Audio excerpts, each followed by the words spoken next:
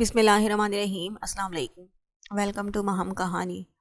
اگر آپ نیو ہیں تو چینل کو سبسکرائب کر دیجئے، ناول کو لائک ضرور کر دیا کیجئے اور کمنٹ میں ضرور بتایا کیجئے آپ کو ناول کیسا لگا۔ چلتے ہیں ناول کی طرف۔ جب اچانک چینجنگ روم کا دروازہ کھلا، وہ سادہ سے سفید لباس میں اپنے گیلے بالوں کو پھیلائے آئینے کے سامنے جا رکی تھی، جبکہ اسے تو وہ سرے سے نظر انداز کر چکی تھی۔ اس کی اس حرکت نے دارم سائی کو اچھا خاصا غصہ دلا دیا تھا۔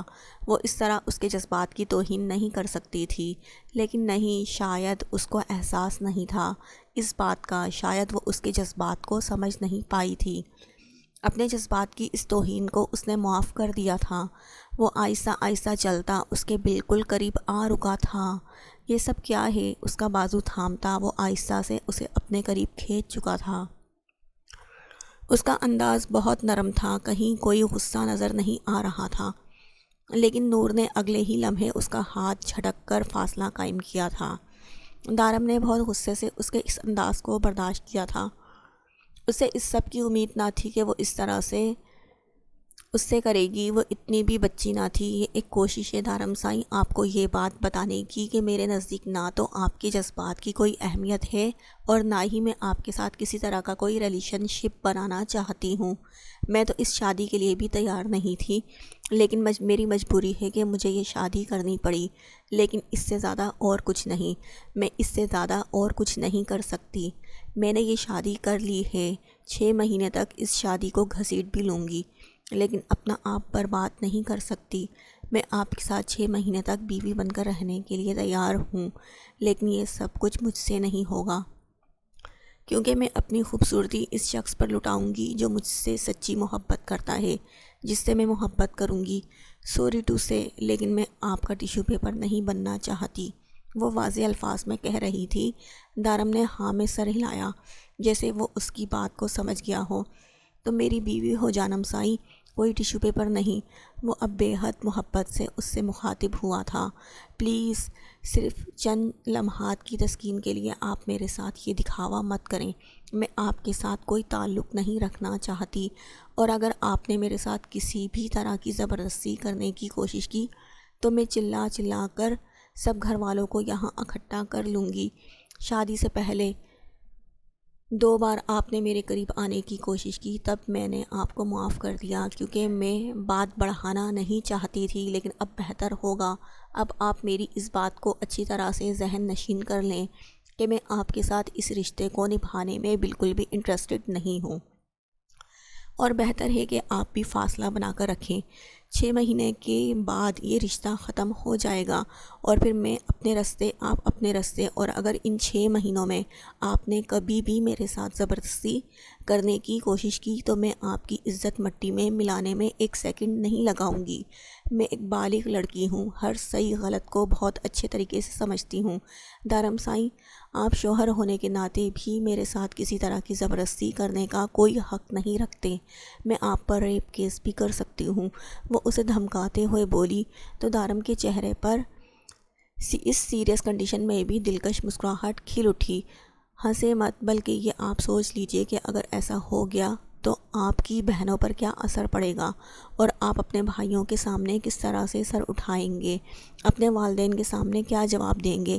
آپ پر تو پورا گاؤں بھی فخر کرتا ہے، مشکل ہو جائے گی آپ کے لیے۔ کیوں، صحیح کہہ رہی ہوں نا میں؟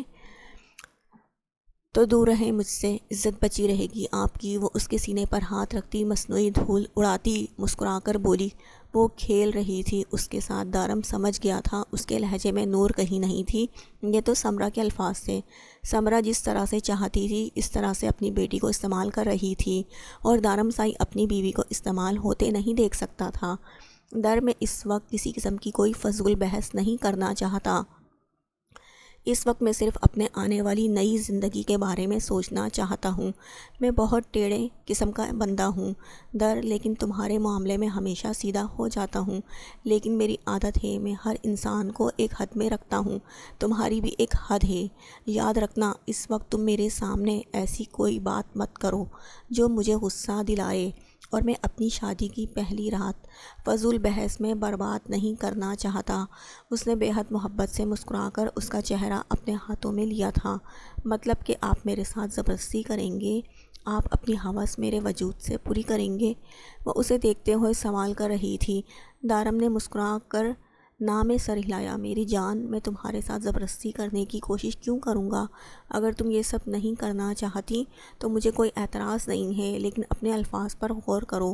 تم بہت غلط باتیں کر رہی ہو اور تمہاری باتیں میرا دماغ خراب کر رہی ہیں۔ ہم آرام سے بیٹھ کر بھی تو اس بارے میں بات کر سکتے ہیں۔ وہ بے حد پیار سے نرمی سے سمجھا رہا تھا۔ آپ میری صحیح اور غلط باتوں کو چھوڑیں، فی الحال اپنی بات کریں۔ اگر آپ کو یہ لگتا ہے کہ میں ان 6 مہینوں میں آپ کو اپنے ساتھ باندھ کر رکھوں گی تو ایسا کچھ نہیں ہے۔ آپ کو پریشان ہونے کی ضرورت نہیں ہے۔ آپ جہاں چاہیں جا کر اپنا دل بہلا سکتے ہیں، جس کے ساتھ چاہیں اپنی راتیں رنگین کر سکتے ہیں، جہاں چاہیں عیاشی کر سکتے ہیں۔ اور ویسے بھی مجھے آپ کے افیئرز کے بارے میں بھی سب پتہ ہے۔ مجھے کوئی اعتراض بھی نہیں ہے۔ اگر آپ چاہیں تو اپنی خواہشات جا کر ثنا کے ساتھ پوری کر۔ چڑاخ! اس کے الفاظ ابھی منہ میں ہی تھے جب کمرے میں ایک سناٹے دار تھپڑ کی آواز گونجی۔ اگلے ہی لمحے وہ زمین پر پڑی حیرانگی سے اسے دیکھ رہی تھی، جس کی برداشت کی اب انتہا یہاں تک تھی۔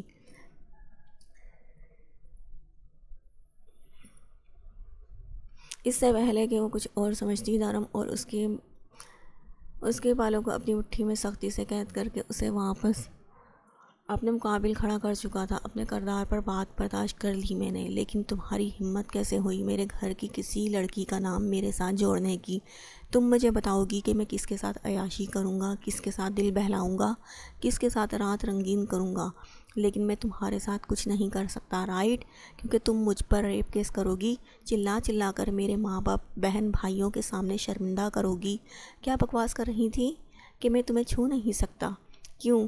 کیا میرے چھونے سے تم گندی ہو جاؤ گی؟ اور کیا کہا تم نے؟ اپنی خوبصورتی تم مجھ پر ضائع نہیں کرو گی۔ نور بیبی! دارم سائیں کو کچھ زیادہ ہی ہلکے میں لے لیا تم نے۔ بہت سمجھا لیا نرمی سے۔ تم واقعی ہی پیار کی بولی نہیں سمجھ سکتی۔ کب سے میں خاموشی سے برداشت کر رہا ہوں۔ اس کا یہ مطلب نہیں ہے کہ میں کنٹرول نہیں کر سکتا تمہیں۔ غلط ہو تم جانم، بہت اچھے سے سیدھا کرنا جانتا ہوں میں تم جیسیوں کو۔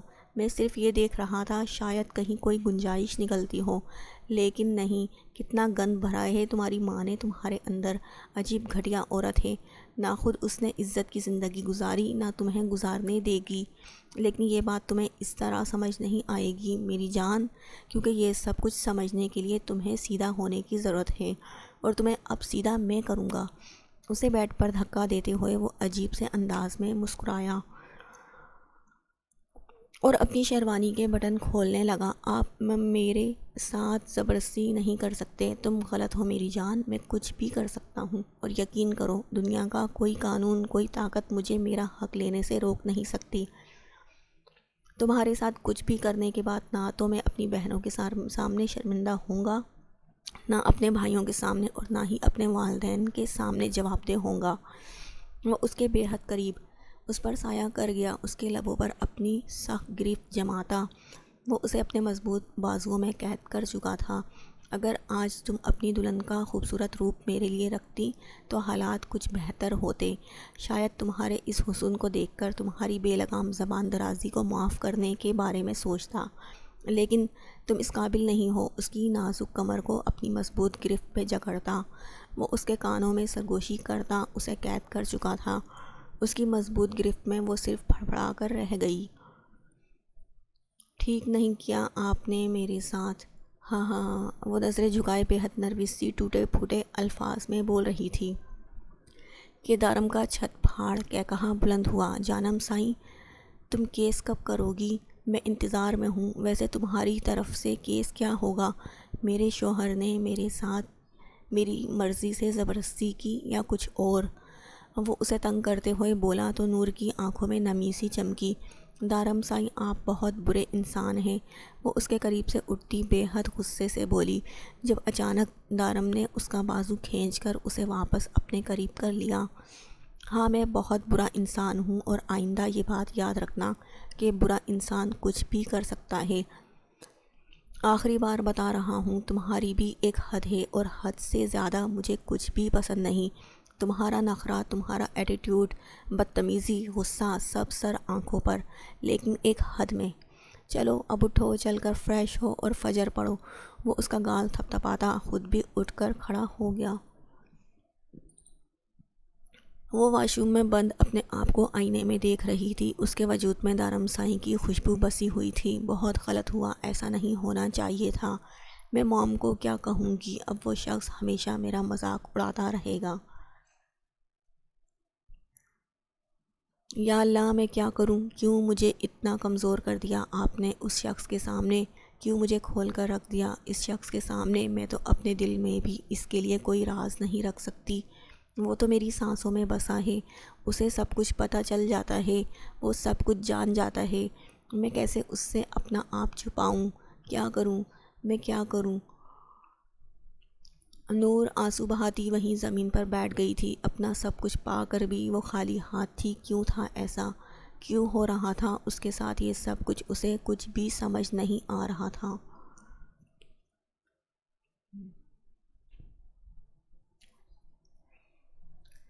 وہ واش روم سے باہر نکلی تو دارم اس کے انتظار میں تھا۔ اتنا وقت لگاتا ہے کوئی فریش ہونے میں؟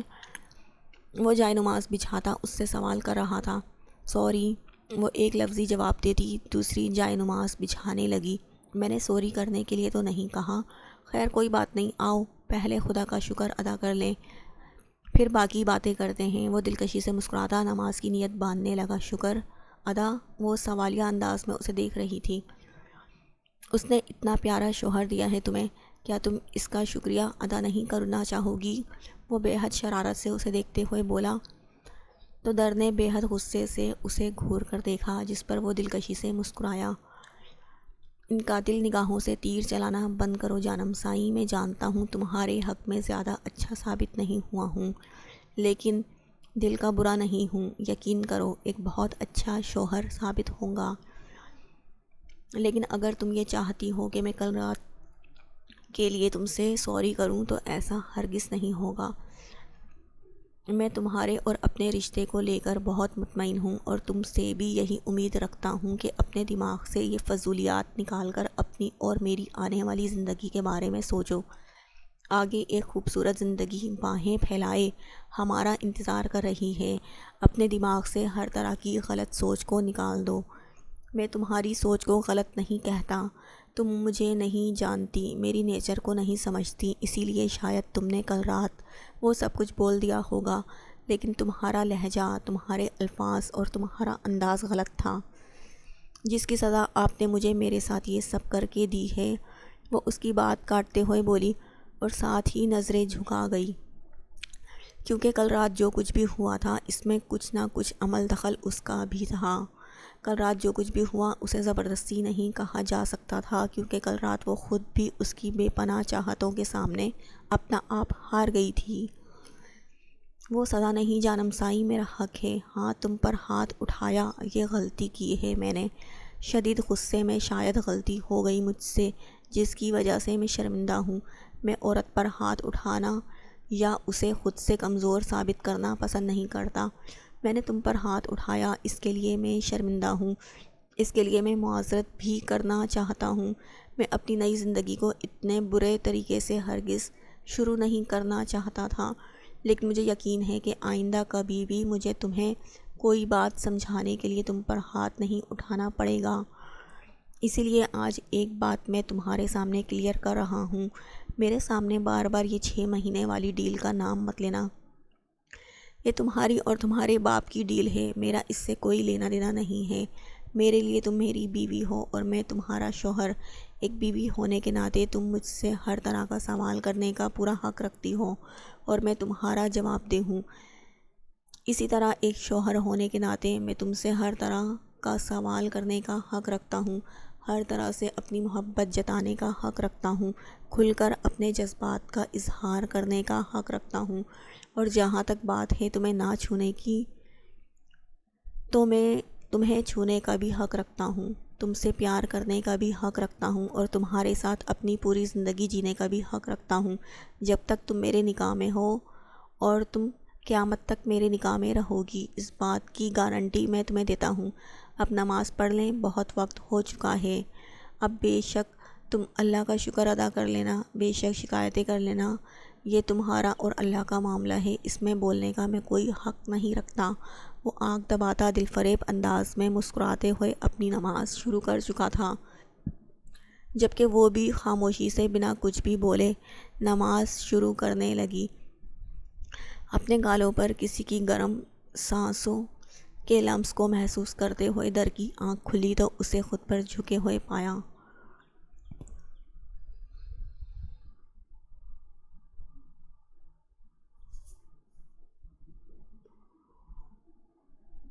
اٹھو جانم سائیں، بہت دیر ہو گئی ہے، ہمیں نیچے چلنا ہے، سب لوگ ناشتے پر ہمارا انتظار کر رہے ہوں گے۔ آج ولیمہ ہے اور مجھے ضروری کام کے لیے بھی کہیں پر جانا ہے، تو اپنی نیندوں کو فی الحال کے لیے خود پر حرام کرو اور جلدی سے بہت اچھے سے تیار ہو جاؤ۔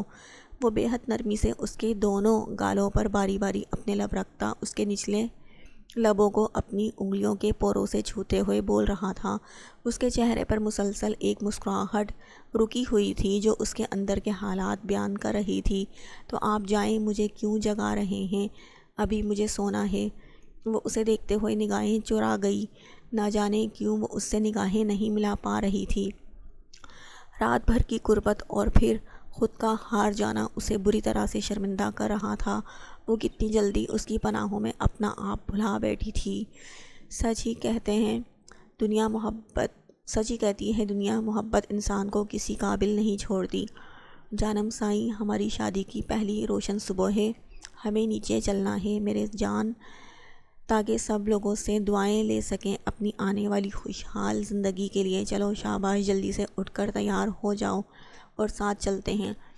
اس کے چہرے پر جھکتے ہوئے وہ بے حد پیار سے بولا۔ وہ بے حد محبت سے اس کے لبوں کو چومتا اٹھ کھڑا ہو گیا، جبکہ اس کی حرکت پر نگاہیں جھکاتی نور کروٹ بدل کر دوبارہ آنکھیں بند کرنے لگی۔ دارم کو اس کی یہ گستاخی بہت بری لگی تھی، مطلب وہ اس کی کسی بات کو کوئی اہمیت ہی نہیں دے رہی تھی۔ اتنا سب کچھ سمجھانے کے باوجود بھی وہ اپنی ضد چھوڑنے کو تیار نہیں تھی، اور یہ چیز دارم سائیں کو اپنا اصل روپ دکھانے پر مجبور کر رہی تھی۔ اس نے ایک جھٹکے سے در کی کلائی تھام کر اسے بیڈ سے کھڑا کرتے ہوئے اپنے مقابل کر دیا۔ اس افتاد کے لیے وہ ہرگز تیار نہ تھی، اسی لیے لڑکھڑاتی ہوئی وہ اگلے ہی لمحے اس کے سینے کا سہارا لیے اس کے وجود کے ساتھ جڑی ہوئی اسی کے سہارے پر کھڑی تھی۔ یہ کیا بدتمیزی ہے دارم سائیں؟ کیا رات بھر آپ کا دل نہیں بھرا کہ اب بھی اپنی منمانیوں پر اتر آئے ہیں؟ نہیں کرنی مجھے نیچے جا کر ڈرامے، نہیں دکھانی کسی کو اپنی خوشحال شادی شدہ زندگی، جینے دے مجھے سکون سے۔ کل رات آپ نے کر لیے اپنے حق وصول، اب مجھے سکون سے سانس تو لینے دیں۔ وہ بے حد بدتمیزی سے بولی تھی۔ مجھے لگا تھا تمہیں میری ساری باتیں سمجھ میں آ چکی ہوں گی، لیکن تم ہو ہی ایک نمبر کی بے وقوف اور بد دماغ لڑکی۔ میں تم پر سختی نہیں کرنا چاہتا، میں کتنی بار سمجھاؤں یہ بات؟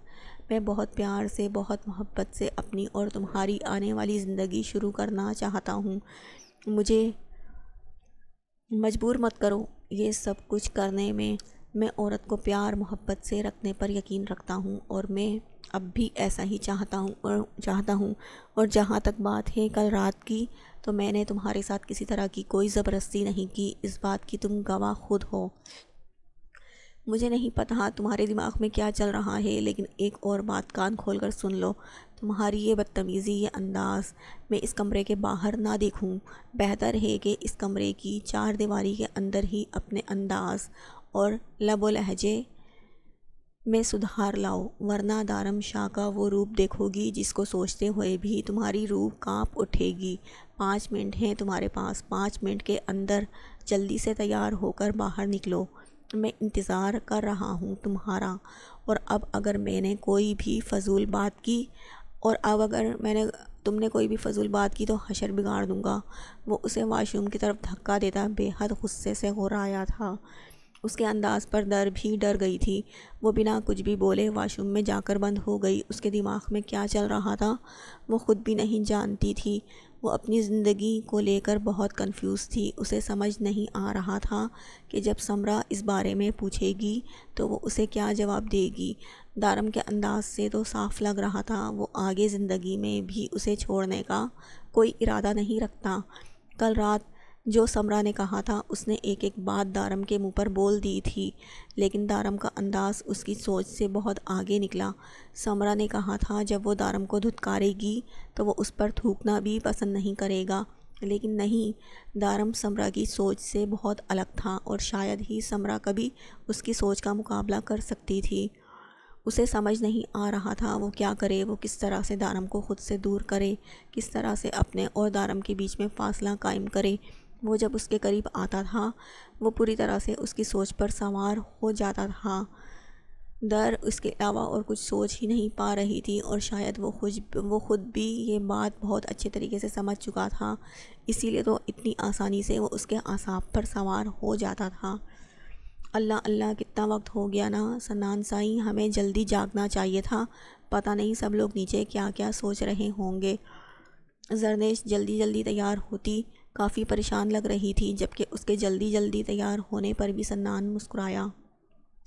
اتنا بھی پریشان ہونے کی ضرورت نہیں ہے جانا، ہم دلہا دلہن ہیں، اتنا وقت تو لگ ہی جاتا ہے، آخر ہم نے ایک دوسرے کے ساتھ وقت گزارنے کے لیے ہی تو یہ اتنی لمبی شادی کی ہے، اور ویسے ہمارے دیر سے جاگنے پر بھی کسی کو کوئی مسئلہ نہیں ہوگا، تم فکر مت کرو، اور میرا نہیں خیال کہ نیچے کسی کو بھی ہماری غیر موجودگی محسوس ہوئی ہے، اگر ہوتی تو کوئی نہ کوئی آتا نا ہمیں جگانے کے لیے، تم فضول میں اتنی ٹینشن لے رہی ہو۔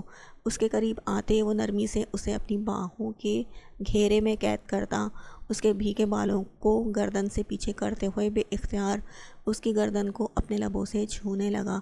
زرنیش کے بدن میں سنسناہٹ سی ہونے لگی۔ سنان سائی، ہمیں نیچے چلنا ہے، وہ گھبرا کر اس سے پیچھے ہٹتے ہوئے بولی، جب اچانک سنان نے اسے اپنے قریب کھینچ لیا۔ تم بہت پیاری ہو یار، تم سے دور جانے کو دل نہیں کرتا، نیچے سب بہت ظالم ہیں، تمہیں دور کر دیں گے مجھ سے، میں تمہیں بے حد قریب رکھنا چاہتا ہوں، وہ بے حد محبت سے کہتا اس کے لبوں پر اپنے لب رکھ چکا تھا، جبکہ زرنیش نے بے اختیار اس کے کالر کو تھام لیا تھا۔ اس کے پیچھے ہٹنے پر اس نے شرماتے ہوئے اس کے سینے میں اپنا سر چھپا لیا، جس پر سنان کا دلکش قہقہا کمرے میں بلند ہوا تھا۔ یہ پیاری سی شرمیلی سی لڑکی ایک ہی رات میں اسے اپنا دیوانہ کر گئی تھی۔ کل رات اپنی بے اختیاری میں خود کو اسے سونپ کر اس نے کتنی بڑی غلطی کی تھی، اس بات کا احساس اب ہو رہا تھا۔ ان سوچوں میں پڑ گئی۔ جانم سائیں، جلدی کرو، ہم پہلے ہی نیچے جانے کے لیے بہت لیٹ ہو چکے ہیں۔ وہ اسے چینجنگ روم میں جانے کا اشارہ کرتے ہوئے بولا تو وہ ہاں میں سر ہلانے لگی تھی۔ اس کا فون بجنے لگا۔ یہ صبح صبح کس کا فون آ گیا ہے؟ دارم سائیں فون کی طرف بڑھنے لگا تھا کہ نور نے خود ہی بھاگ کر اپنا فون اٹھا لیا۔ اس کی جلد بازی نے دارم کو کافی حیران کر دیا تھا۔ موم کا فون ہے، میں اندر بات کر لوں؟ کر لوں گی، اس نے کافی گھبراتے ہوئے لہجے میں کہا، اور فون کے ساتھ چینجنگ روم میں جا کر بند ہو گئی۔ دارم سائیں کندھے اچکاتا وہیں بیڈ پر بیٹھ کر اس کا انتظار کرنے لگا۔ نور ڈارلنگ، کیسی ہو تم؟ کل رات ٹھیک سے دارم کو بتا دیا نا تم نے کہ وہ تمہارے زندگی میں کوئی اہمیت نہیں رکھتا؟ اس نے تمہارے ساتھ زبردستی کرنے کی کوشش تو نہیں کی نا؟ مجھے یقین ہے اس نے ایسا کرنے کی غلطی نہیں کی ہوگی، کیونکہ ایسا کرنے سے وہ خود ہی بہت بڑے مسئلے میں پھنس سکتا تھا۔ اب تم بس اپنے اور اس کے درمیان فاصلہ بنا کر رکھنا، دارم کو اپنے قریب بھڑکنے بھی مت دینا، جتنا ہو سکے اس سے دور رہنا۔ سمرا پتہ نہیں کیا کیا بول رہی تھی، جبکہ ان کی باتوں سے نور کو بار بار کل رات کے مناظر اپنی آنکھوں کے سامنے نظر آ رہے تھے، جس سے آئینے کے سامنے کھڑی وہ اس وقت سرخ گلاب ہو رہی تھی۔ وہ کیسے سمرا کو حقیقت بتائے، اسے سمجھ نہیں آ رہا تھا۔ تم سن رہی ہو نا میری بات؟ اپنی بات کا دوسری طرف سے کوئی جواب نہ ملنے پر اس نے نور کو مخاطب کیا تو جیسے وہ ہوش کی دنیا میں واپس آئی۔ جی جی میں سن رہی ہوں، اس نے مشکل سے جواب دیا۔ مجھے یہ بتاؤ کہ دارم کا ری ایکشن کیا تھا؟ تمہاری باتیں سن کر کہیں اس نے تم پر ہاتھ تو نہیں اٹھایا؟ تمہارے ساتھ کسی طرح کی زبردستی تو نہیں کی؟ نہیں موم، ایسا کچھ نہیں ہوا، میں نے سب کچھ ہینڈل کر لیا ہے۔ وہ کافی سمجھدار ہیں، میری باتوں کو بہت اچھے طریقے سے سمجھ گئے۔ اس نے بڑی مشکل سے جھوٹ بولنے کی کوشش کی تھی جب اچانک باہر سے دروازہ کھٹکھٹانے کی آواز آئی۔ جانم سائیں، دروازہ اندر سے لاک کیوں کیا ہے؟ میں کون سا تمہیں چینج کرتے ہوئے دیکھنے والا تھا؟ باہر سے شرارت سے بھرپور آواز نے اسے بھونکلا کر فون بند کرنے پر مجبور کر دیا تھا۔ اس نے آگے بڑھتے ہوئے فوراً دروازہ کھولا، لیکن یہ کیا، اس کا وجود بری طرح سے کانپ رہا تھا۔ وہ کسی چیز سے خوفزدہ ہو رہی تھی۔ کیا ہوا؟ تم ٹھیک تو ہو نا میری جان؟ تم نے ابھی تک چینج نہیں کیا؟ باہر سب لوگ ہمارا انتظار کر رہے ہوں گے۔ اس کا نازک ہاتھ اپنے ہاتھ میں تھامے وہ اسے اپنے ساتھ نیچے لایا تھا۔ اسکائی بلو کلر کی خوبصورت فراک میں وہ بے حد خوبصورت لگ رہی تھی۔ دھرم سائی کے کل رات سے لے کر اب تک وہ بہت سارے روپ دیکھ چکی تھی، لیکن اس کا کیئر کرنے والا یہ انداز سب سے پیارا تھا۔ ان دونوں کا کپل بہت مکمل اور خوبصورت تھا۔ انہیں سیڑھیاں اترتے دیکھ کر ہمنا نے بے ساختہ ماشاءاللہ کہا تھا۔ السلام علیکم، ہمیں دیر تو نہیں ہوئی؟ وہ اس کو لیے کرسی گھسیٹتا ہوا اس سے پوچھنے لگا۔ وعلیکم السلام بیٹا سائی، نہیں آپ کو دیر نہیں ہوئی، آج ہم ہی لیٹ ہیں، میرا مطلب ہے آج ہم سب ہی ذرا لیٹ جاگے ہیں۔ اور سنان سائی تو ابھی جاگے ہی نہیں، بابا سائی نے مسکراتے ہوئے اسے بتایا تھا۔ السلام علیکم بابا سائی، ایسا تو نہ کہیں، میں بھی جاگ گیا ہوں۔ نہ جانے اچانک سنان سائی کہاں سے برآمد ہوا تھا، جبکہ اس کے اس طرح سے کہنے پر سب کے چہروں پر مسکراہٹ آ گئی تھی۔ وعلیکم السلام، خوش رہو آباد رہو، اللہ پاک تم لوگوں کو ایسے ہی ہنستے مسکراتے رکھے۔ بڑی بی بی نے بے حد محبت سے دعائیں دی تھیں۔ آج پہلی بار نور کی پیشانی چومتے ہوئے اسے دعا دی۔ اسے تائیمہ کا یہ نیا انداز بہت اچھا لگا تھا۔ سب لوگ ناشتہ کرنے لگے تو زرنیش روز کی طرح ناشتہ سرو کرنے لگی، جب سنان نے اچانک اس کا ہاتھ تھام لیے۔ بیگم آج کے لیے ہم چاروں VIP ہیں، تم بھی بیٹھ کر کھا سکتی ہو، کوئی منع نہیں کرے گا۔ اس کا انداز شرارت سے بھرپور تھا، جبکہ اس کا یوں ہاتھ تھامنا جہاں زرنیش کو بے حد شرمندہ کر گیا تھا، وہیں سب کے چہروں پر مسکراہٹ آ گئی تھی۔ ہاں بیٹا سائی، تم بیٹھ کر آرام سے کھاؤ، میں سرو کرتی ہوں۔ زرین بیگم نے مسکرا کر اس کی نظر اتاری تھی۔ ایک ہی دن میں سب کچھ کتنا الگ ہو گیا تھا، یہ سوچتے ہوئے زرنیش کے چہرے پر بھی شرمیلی سی مسکراہٹ بکھر گئی۔ دھرم سائی، تم کہاں جانے والے ہو؟ آج تمہارا ولیمہ ہے اور ولیمے کے دن دلہا گھر سے نہیں نکلتا، کام تم کل پر رکھ لو، میرا نہیں خیال کہ تمہیں آج کے دن باہر جانا چاہیے۔ وہ اسے سمجھاتے ہوئے بولے، نہیں بابا سائی، میرا کام بہت اہم ہے، اگر اہم نہ ہوتا تو میں کبھی بھی جانے کا نہیں کہتا، اور زیادہ دیر کے لیے نہیں جا رہا، تھوڑی ہی دیر میں واپس آ جاؤں گا، آپ پریشان نہ ہوں۔ دھرم سائی انہیں جواب دیتا ذرا سا در کے کان کے قریب جھکا تو وہ فوراً الرٹ ہو گئی۔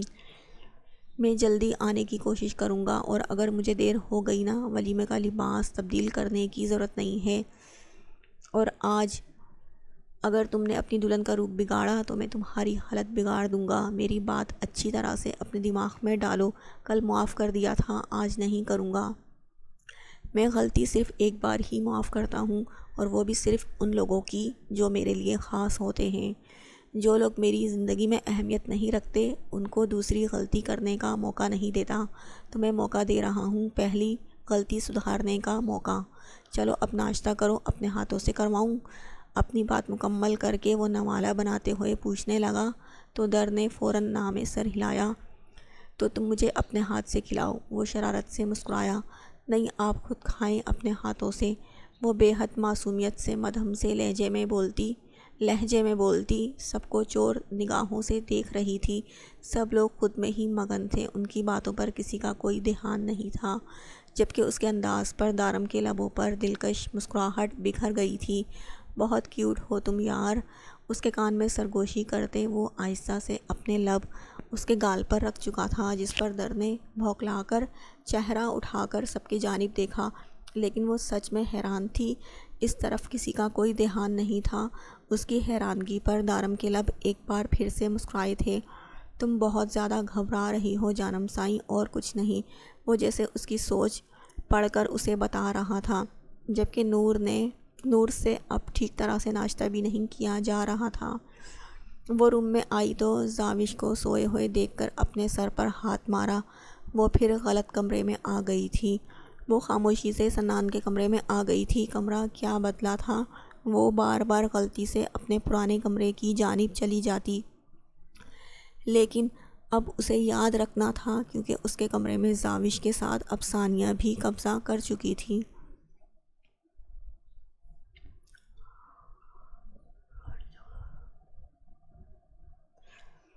کیا بات ہے بیگم، مجھے نہیں پتہ تھا نیچے سے کمرے تک آنے میں اتنا وقت لگتا ہے۔ یہاں میں انتظار میں بیٹھے بیٹھے پتہ نہیں کتنی صدیاں گزار چکا ہوں اور تم اب آ رہی ہو۔ بتاؤ پچھلے 17 منٹ 8 سیکنڈ سے کہاں تھی تم؟ اچانک سنان نے اسے اپنی باہوں کے گھیرے میں لیتے ہوئے اسے خود میں قید کر لیا۔ سچ کہتے ہیں بابا سائیں، وہ حساب کتاب کا بہت پکا تھا۔ بابا سائیں حساب کتاب کے سارے کام اسی کے حوالے کرتے تھے، لیکن اسے اندازہ نہیں تھا کہ وہ ٹائم کا بھی حساب رکھتا ہے۔ وہ میں غلطی سے غلط روم میں چلی گئی تھی سنان سائیں، میں بھول گئی تھی۔ وہ شرمندہ سی سر جھکاتے ہوئے اسے اپنی غلطی بتانے لگی تو سنان بے اختیار مسکرا دیا، لیکن پھر اپنی ہنسی دبائے ذرا سیریس انداز میں اس سے مخاطب ہوا۔ کیا مطلب تمہیں اپنا کمرہ یاد نہیں رہتا؟ تمہیں تمہارا شوہر تک یاد نہیں رہتا؟ وہیں سے گھورتے ہوئے بولا تو زردیش نے فوراً سر نامے ہلا کر اپنی صفائی پیش کرنے کی کوشش کی۔ نہیں نہیں سنان سائیں، ایسی بات نہیں ہے، وہ عادت نہیں ہے نا، مجھے اس لیے بھول گئی تھی۔ لیکن وہاں اپنے بیڈ پر ثانیہ کو سوئی دیکھا تو فوراً واپس یہاں آ گئی۔ یاد آ گیا مجھے کہ اس کمرے میں نہیں بلکہ آپ کے کمرے میں میری جگہ ہے۔ آپ کو بھلا کیسے بھلا سکتی ہوں؟ آپ تو میرے شوہر ہیں، میرے لیے بے حد خاص ہیں۔ آپ کو بھلا کر اب جینا تو ناممکن سی بات ہے۔ میں تو آپ کے بنا سانس نہیں لے سکتی۔ وہ اسے یقین دلاتی بے اختیاری میں ہی اسے اپنے دل کی بات بتا گئی تھی، جس پر سنان کے لبوں کی مسکراہٹ گہری ہو گئی، جبکہ اس کی مسکراہٹ دیکھ کر زرنیش کو جلد ہی اپنی جلد بازی کا احساس ہو گیا تھا۔ اچھا تو محترمہ محبت میں ڈوبی ہوئی ہیں، یہ تو پھر اور بھی اچھا ہو گیا۔ اس کی نازک کمر میں اپنا ہاتھ ڈالتے ہوئے اسے بے حد قریب کھینچ چکا تھا۔ اس کے نازک لبوں کو اپنے لبوں کی گرفت میں لیتا وہ مکمل مدہوش ہوتا جا رہا تھا، جب اچانک اس کا فون بجنے لگا۔ یار، یہ کس کمبخت نے اس وقت فون کر لیا؟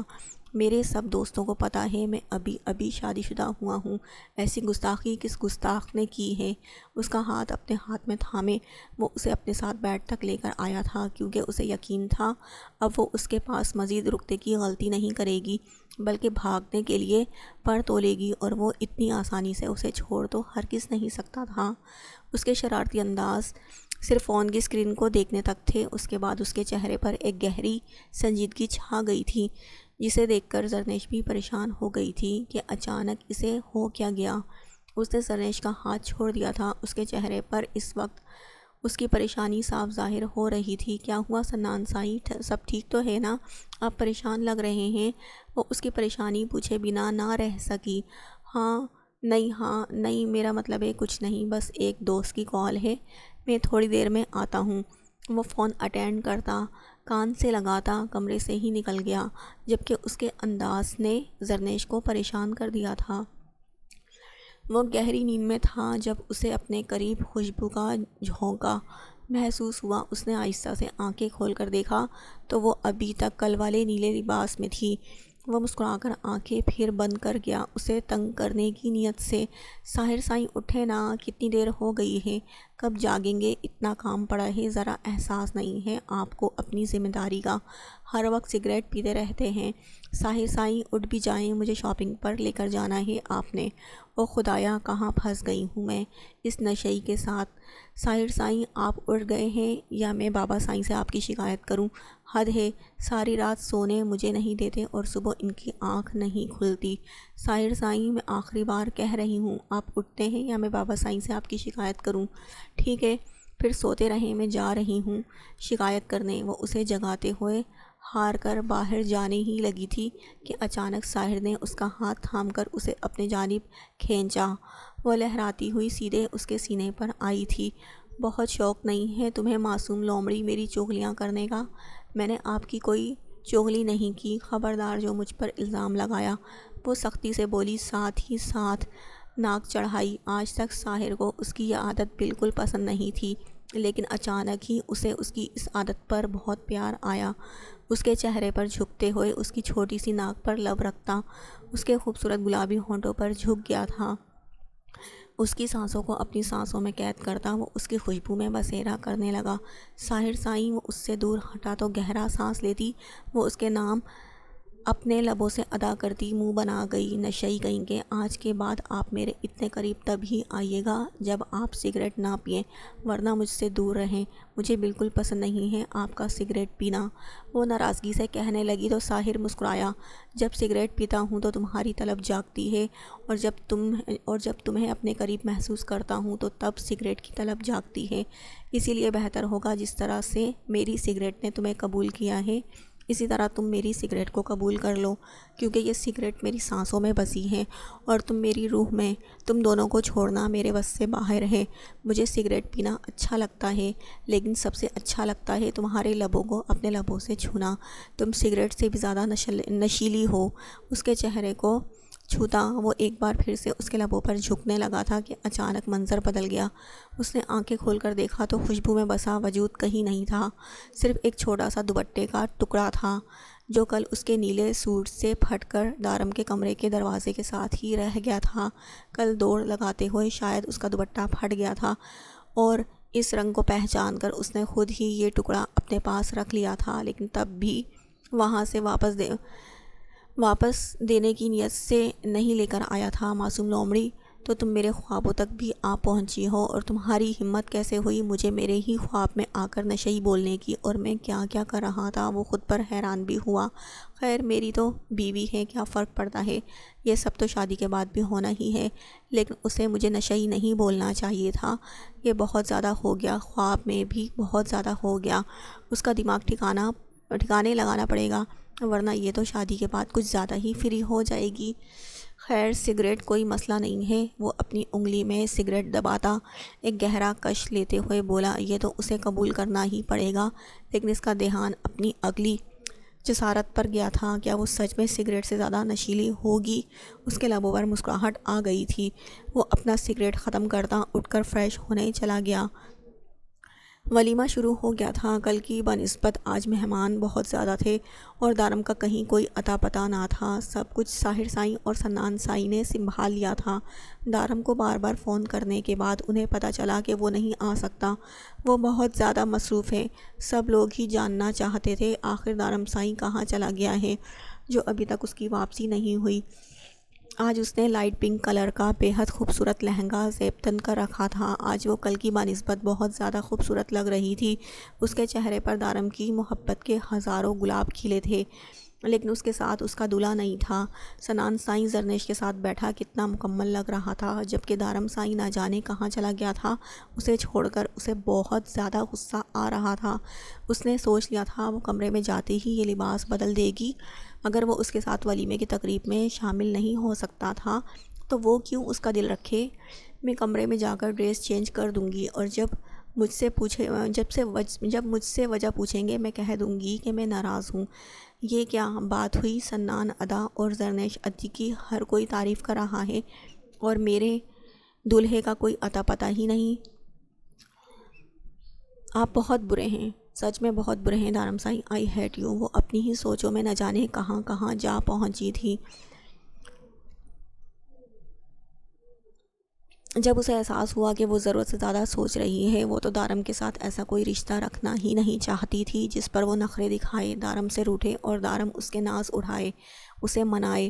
اس نے تو دارم کے ساتھ یہ تعلق رکھنا ہی نہیں تھا جسے سوچ کر وہ اترا رہی تھی۔ اسے تو دارم سے دور رہنا تھا، اس سے فاصلہ بنا کر رکھنا تھا۔ وہ اپنی بے لگام سوچوں اور خواہشات کو لگام دیتی اپنے اندر چھپی در نور کو مزید چھپانے کی کوشش کرنے لگی، جو دارم کی محبت، چاہت اور توجہ کو پا کر باہر آ رہی تھی۔ پھپھو سائیں، آپ کی طبیعت تو کافی زیادہ خراب لگ رہی ہے، آپ واپس کیسے جائیں گی؟ کچھ دن رک جائیں نا یہیں پر، بابا سائیں آپ کی فلائٹ کا مسئلہ حل کر دیں گے۔ ان کے پاس بیٹھی زاوش اور ثانیہ ان کی فکر کرتے ہوئے بولی، ان کی طبیعت کل سے بہت زیادہ خراب ہو رہی تھی، ان کی اسکن کافی سینسیٹیو تھی، جس کا وہ کافی عرصے سے علاج کروا رہی تھی، لیکن انہیں یہاں کی آب و ہوا بالکل سوٹ نہیں کر رہی تھی۔ انہیں کافی ساری اسکن پرابلمز ہو رہی تھی، جسے وہ شادی کے دوران مسلسل نظر انداز کر رہی تھی، لیکن اب ان کی جلد سرخ ہو رہی تھی اور انہیں مسلسل اپنے جسم پر جلن محسوس ہو رہی تھی۔ شادی مکمل ہوتے ہی وہ جانے کا فیصلہ کر چکی تھی، کیونکہ اسکن پرابلم کے ساتھ وہ دل کی مریضہ تھی۔ انہیں چھوٹی موٹی بیماری سے کوئی فرق نہیں پڑتا تھا، لیکن ہارٹ پرابلم ہونے کی وجہ سے وہ جلدی واپس لوٹ جانا چاہتی تھی۔ اسی لیے آج ولیمے کی رسم ختم ہونے کے بعد انہوں نے اپنی واپسی کی تیاری کر لی تھی، اور ان کی واپسی کی خبر سن کر کسی کو بھی اچھا نہیں لگا تھا۔ گھر کے بچے تو سب اس کے آس پاس بیٹھے انہیں رکنے کے لیے کہہ رہے تھے۔ ہاں سارا، اکیلے کیا کرو گی تم؟ عارف اپنے ہاسٹل میں رہتا ہے اور عارش بھی لڑکا ہے، وہ کیسے خیال رکھے گا تمہارا؟ تم یہیں رکو، گھر کی بچیاں خیال رکھیں گی تمہارا۔ بابا سائیں نے بھی رکنے کے لیے کہا۔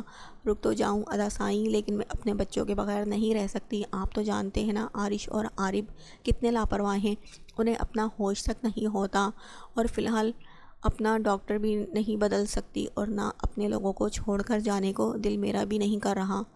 وہ انہیں اپنی مجبوری بتاتے ہوئے بولی تو بابا سائیں کچھ بھی نہیں بول پائے۔ جب انہوں نے ایک نظر مسکرا کر ثنا کی جانب دیکھا، ویسے میں سوچ رہی ہوں کیوں نہ میں ثنا کو اپنے ساتھ لے جاؤں ہمیشہ کے لیے، یہ رکھے گی نا میرا خیال، یہ ساری ذمہ داریاں بھی سنبھال لے گی، میری ساری ٹینشن، ساری پریشانیاں میں جلد ہی اس کے سر پر ڈال دوں گی۔ انہوں نے مسکراتے ہوئے اسے اپنے ساتھ لگایا تو ثنا خاموش سی ہو گئی۔ انشاءاللہ تمہاری ہی بیٹی ہے، جب چاہے لے جاؤ، بابا سائیں نے مسکراتے ہوئے کہا۔ ایسے ہی نہیں لے کر جاؤں گی، بہت دھوم دھام سے آؤں گی، بارات لے کر اپنی جان کو دلہن بنا کر لے جاؤں گی، وہ اسے اپنے سینے سے لگاتے ہوئے بہت خوشی سے بولی، جبکہ ثنا ان باتوں کے دوران بالکل خاموش بیٹھی ہوئی تھی۔ یہ نہیں ہو سکتا، نہیں ہو سکتا، میرا بیٹا نہیں مر سکتا، تم لوگ جھوٹ بول رہے ہو، یہ سب سازش ہے، میرے خلاف، میرے بیٹے کے خلاف سازش کی گئی ہے، یہ سب کچھ نہیں مانتا میں، تم سب کو معطل کروا دوں گا، تم لوگوں نے مل کر میرے بیٹے کو قتل کیا ہے، تم لوگوں کو نہیں چھوڑوں گا، یاد رکھنا اس کی سزا تم لوگوں کو ضرور ملے گی، میرے بیٹے کو مارا ہے تم لوگوں نے، تم لوگ اتنی آسانی سے بچ نہیں پاؤ گے، میں تمہیں چھوڑوں گا نہیں، تم لوگوں کی میں جان لے لوں گا، تم سب کی۔ ملک غصے سے پاگل ہو رہا تھا، جبکہ پولیس اسٹیشن کی سیٹ پر شان بن عزی سے بیٹھا، وہ لبوں پر دل فریب مسکراہٹ سجائے اس کا تماشا دیکھ رہا تھا۔ میں جانتا ہوں یہ تمہاری سازش ہے، یہ سب کچھ تم نے کروایا ہے دارم سائیں، میں تمہیں نہیں چھوڑوں گا، تم نے میرے بیٹے کی جان لی ہے، میں تمہیں نہیں چھوڑوں گا، میں تمہیں جان سے مار ڈالوں گا۔ ملک غصے سے پاگل ہوتا ہوا دارم کی جانب بڑھا تھا، جب اچانک پولیس والوں نے اسے قابو کرنے کی کوشش کی۔ ملک مجھے افسوس ہے تمہارے بیٹے کا، لیکن یوں پاگلوں کی طرح حرکتیں کر کے کیا ظاہر کرنا چاہتے ہو؟ یہ سیاست کا دور ہے، تمہاری پارٹی آنے والی ہے اور تم پاگلوں جیسی حرکتیں کر رہے ہو۔ اگر یوں ہی پاگل پن کرتے رہے تو تمہیں سیٹ نہیں ملے گی سیاست کی، کوئی بھی پارٹی تمہیں اپنے ساتھ لینے سے انکار کر دے گی، تو ہوش سے کام لو۔ بیٹا ہی مرا ہے، کوئی قیامت تو نہیں آ گئی، کیوں باولے ہوئے جا رہے ہو؟ مجھے خود بھی بہت افسوس ہے تمہارے بیٹے کا، کیونکہ میں واقعی ہی اسے اپنے ہاتھوں سے مارنا چاہتا تھا، لیکن یہ آدھی رات کو جیل سے بھاگ کر پولیس کی گولی کا نشانہ بن گیا بیچارہ۔ وہ افسوس سے سر ہلاتے ہوئے بولا تو ملک نے ناں میں سر ہلایا۔ میرے بیٹے کو مجھ پر پورا یقین تھا، وہ اتنا بزدل نہیں تھا کہ یوں بھاگنے کی کوشش کرتا، وہ میرا بیٹا تھا، شیر کا بیٹا، وہ اس طرح سے کبھی نہیں بھاگ سکتا، جبکہ وہ جانتا تھا میں بہت جلد اسے جیل سے آزاد کروانے والا ہوں۔ تم جھوٹ بول رہے ہو، تم نے مارا ہے اسے، میرے بیٹے کو، سب پولیس والے شامل ہیں تمہارے ساتھ، یہ سب بکے ہوئے ہیں، میں کسی ایک کو بھی نہیں چھوڑوں گا، تم سب کو سزا ملے گی، تم لوگوں نے میرے بیٹے کا قتل کیا ہے، میں تمہیں آسانی سے معاف نہیں کروں گا۔ وہ چلاتے ہوئے بولا۔ افسوس اس بات کا ہے شیر کا ہی بیٹا تو نہیں نکلا، وہ تو گیدڑ نکلا۔ ملک ویسے تمہیں یقین ہے کہ وہ تمہارا ہی بیٹا تھا؟ خیر میں زیادہ پرسنل میں انٹرفیئر نہیں کرتا، مگر تمہارے بیٹے کا افسوس ہوا۔ وہ کھڑا ہوتے ہوئے باہر کی جانب قدم اٹھانے لگا، جب اچانک اس کے سامنے سے گزرتے ہوئے اس کے قریب رک گیا۔ آج کے بعد میرے گھر کی جانب آنکھ اٹھا کر مت دیکھنا ملک، کہا تھا نا تم سے کہ اپنے بیٹے کی لاش کو کندھے پر اٹھانے کے لیے تیار رہو۔ میں اپنی بیوی کے نہیں تمہارے بیٹے کی جنازے کی تیاری کر رہا تھا۔ اللہ اسے جنت الفردوس میں اعلیٰ مقام عطا کرے۔ میں نہیں جانتا تمہارے بیٹے کے نصیب میں جنت ہے یا نہیں، لیکن ہم تو صرف مرحوم کے لیے دعا ہی کر سکتے ہیں۔ اللہ تمہیں صبر دے اور ہدایت بھی۔ وہ ایک نظر اسے دیکھتا مسکراتے ہوئے باہر نکل گیا، جبکہ ملک وہیں زمین پر بیٹھا دہاڑے مار مار کر رونے لگا تھا۔ وہ اسے جیل سے نکالنے کی ہر ممکن کوشش کر چکا تھا اور کافی حد تک کامیاب بھی ہو گیا تھا۔ وہ کچھ دنوں میں اسے جیل سے آزاد کروا لیتا، لیکن پولیس والوں کا کہنا تھا کہ کل رات اس نے جیل توڑ کر بھاگنے کی کوشش کی، جس میں وہ انکاؤنٹر میں مارا گیا۔ ملک کو اس بات پر یقین نہیں تھا، لیکن پولیس والوں کے پاس اس چیز کا مکمل ثبوت تھا، اور ثبوت کے آگے وہ آواز نہیں اٹھا سکتا تھا۔ سائیں، مجھے یقین ہے اب یہ ملک خاموش نہیں رہے گا۔ یہ ضرور کوئی نہ کوئی گیم کرنے کی کوشش ضرور کرے گا۔ یہ اتنی آسانی سے اپنے بیٹے کی موت کو جانے نہیں دے گا۔ اس کا خاص آدمی اس کے ساتھ باہر آتے ہوئے کہنے لگا، مجھے پرواہ نہیں وہ یہ کیا کرتا ہے اور کیا نہیں۔ اس نے میری بیوی کی جان سے مارنے کی سازش کی ہے۔ اپنے بیٹے کے لیے اسے جینے کا کوئی حق ہی نہیں تھا۔ نہ جانے کتنی معصوم لڑکیوں کی زندگی تباہ کر کے آزادی سے گھوم رہا تھا۔ یہ درندہ، مجھے اس کی موت کا کوئی افسوس نہیں ہے۔ یہ تو اچھا ہوا کہ پولیس والوں نے خود اسے ختم کر دیا، ورنہ اسے تو میں اپنے ہاتھوں سے مارنے سے بھی پیچھے نہ ہٹتا۔ دارم گاڑی میں بیٹھتے ہوئے بولا، تو کیا مطلب، کیا اسے آپ نے نہیں مروایا؟ اس کا آدمی کچھ پریشانی سے کہنے لگا۔ اسے تو یہی لگ رہا تھا کہ دارم نے اسے جان سے مروایا ہے۔ انصر، میں نے یہ کہا کہ اچھا ہوا پولیس نے مار دیا، ورنہ میں مار دیتا۔ میں نے یہ کب کہا کہ میں نے نہیں مروایا؟ وہ اسے دیکھتے ہوئے شاطرانہ انداز میں مسکرایا تو انصر بھی اسے دیکھ کر ہنس دیا۔ سائیں، بہت وقت ہو گیا ہے اس سب میں۔ میرے خیال میں اب ہمیں حویلی واپس چلنا چاہیے۔ ہمیں آج شہر نہیں آنا چاہیے تھا، وہاں آپ کا ولیمہ چل رہا ہے اور یہاں ہم ان فضول کاموں میں پڑے ہوئے ہیں۔ ملک کا بیٹا اتنا بھی اہم نہیں تھا کہ اس کے لیے اتنا اہم موقع چھوڑ دیا جائے۔ چلیں اب سیدھا وہیں چلتے ہیں، صبح سے رات ہونے کو آئی ہے، سب بہت خفا ہو رہے ہوں گے۔ وہ اسے دیکھتے ہوئے بولا تو دارم نے ہاں میں سر ہلایا۔ یقیناً وہ بھی بہت ناراض ہو رہی ہوگی، اور نہ جانے اس کی جانم سائیں کس طرح سے ری ایکٹ کرے گی۔ بس منہ دھو کر نہ بیٹھی ہو۔ کیا مطلب ہے؟ اس کی شادی ہو گئی؟ ایسا نہیں ہو سکتا۔ نور صرف اور صرف میری ہے، میں اس کے لیے کچھ بھی کرنے کو تیار ہوں، یہاں تک کہ میں اس کے لیے اس کا مذہب بھی قبول کر لوں گا۔ میں اس کے لیے کچھ بھی کرنے کو تیار ہوں، بس میری اس سے شادی کروا دو۔ مجھے نور چاہیے کسی بھی قیمت پر، وہ میری ہے، صرف اور صرف میری ہے۔ میں اسے کسی اور کا نہیں ہونے دوں گا، اور اگر تم لوگوں نے اس کی شادی مجھ سے نہیں کروائی تو میں تم لوگوں کا بھی جینا حرام کر دوں گا۔ مت بھولو جس آفس میں اس وقت تم لوگ بیٹھے ہو یہ میرا ہے، تم میرے ٹکڑوں پر پلتے ہو، یہ عیاشی تم میرے دیے ہوئے پیسے سے کرتے ہو، تمہارے پاس اپنا ہے ہی کیا؟ یہ کمپنی تو تم جوئے میں ہار گئے ہو۔ یہ سب کچھ میرا ہے، اور یہ کمپنی میں تمہیں دینے کے لیے صرف اس شرط پر تیار ہوا تھا کہ تم مجھے نور سے سیٹ کرواؤ گے، لیکن نہیں، وہ لڑکی سیدھے طریقے سے ڈیٹ کے لیے تیار ہی نہیں ہوئی، اور اب تم لوگوں نے اسے پاکستان بھیج کر اس کی کسی سے شادی کروا دی۔ تم لوگ میرے ساتھ گیم کھیل رہے ہو، لیکن یاد رکھنا اگر نور میری نہ ہوئی تو تمہیں بھی میں کہیں کا نہیں چھوڑوں گا، سڑک پر لے آؤں گا میں تم لوگوں کو۔ مجھے وہ لڑکی چاہیے کسی بھی قیمت پر۔ تم لوگوں کے کہنے پر میں نے اس کے اتنے نخرے برداشت کیے، صرف اس کی رضامندی کے لیے میں کبھی اس کے پیچھے نہیں گیا، اسے تنگ کرنے کی کوشش نہیں کی۔ اس کا نمبر ہونے کے باوجود میں نے کبھی اسے فون نہیں کیا۔ تم لوگ اس کے نام پر پچھلے 3 سال سے مجھے دن رات لوٹ رہے ہو، اور جب میرے اس سے ملنے کی باری آئی تو تم لوگوں نے اسے مجھ سے دور کر دیا اور اب اس کو پاکستان بھیج دیا۔ سب سمجھ رہا ہوں میں تم لوگوں کی گیم۔ ایک بات کان کھول کر سن لو مائک، مجھے نور چاہیے کسی بھی قیمت پر۔ اگر تم لوگوں نے اس کی شادی مجھ سے نہیں کروائی تو میں تم لوگوں کے ساتھ بہت برا کروں گا۔ اس لڑکی کو تو حاصل کر ہی لوں گا میں، لیکن تم لوگ بھی نہیں بچو گے۔ سب سے پہلے تو میں تم لوگوں پر فراڈ کیس کروں گا، جو اتنے سالوں سے تم لوگ مجھ سے اس کے نام پر پیسہ لوٹ رہے ہو، اس کے خلاف، اور باقی باتیں پھر بعد میں ہوں گی۔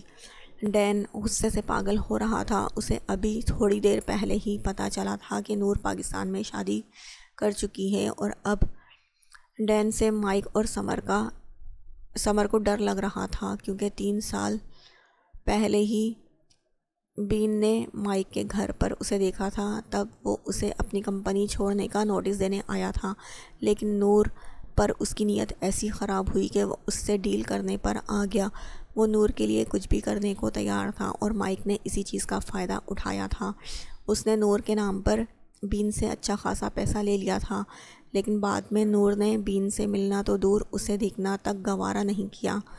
پہلے تو اسے یہی کہتے رہے کہ نور تھوڑی اسلامک ٹائپ لڑکی ہے، وہ اس طرح سے ڈیٹ وغیرہ پر نہیں جا سکتی، لیکن وہ شادی کے لیے مان جائے گی۔ جب وہ اس سے شادی کے لیے تیار ہوا، تب ان لوگوں نے بہانہ بنا لیا کہ وہ کسی مسلمان سے ہی شادی کرے گی۔ وہ اس کے پیچھے اتنا پاگل ہو چکا تھا کہ وہ اس کے لیے اسلام تک قبول کرنے کو تیار ہو گیا تھا۔ اب وہ انہیں تنگ کر رہا تھا کہ اسے کسی بھی حالت میں نور سے ملوایا جائے۔ جب نور نے اپنی ماں سمرہ کو یہ بتایا کہ جائیداد میں اس کا بھی اچھا خاصا حصہ ہے، اگر سرمد کی جائیداد کا 9% بھی انہیں مل جاتا تو وہ بین کے سارے پیسے اس کے منہ پر مار کر اپنی کمپنی چھڑوا سکتے تھے۔ اس چیز کے لیے سمرہ نے نور کو پاکستان جانے کی اجازت تو دے دی، لیکن اب وہ یہاں بھی بری طرح پھنس چکی تھی۔ اب بین ان کے ساتھ کیا کرنے والا تھا وہ نہیں جانتے تھے، بس کسی بھی حال میں انہیں نور سے بین کی بات کروانی تھی، اور اگر ایسا ممکن نہیں تھا تو کیسے بھی انہیں بین کے پیسے واپس کرنے تھے، جن کی تعداد اتنی زیادہ تھی کہ وہ ایک دن میں تو کیا ایک زندگی میں بھی نہیں دے سکتے تھے۔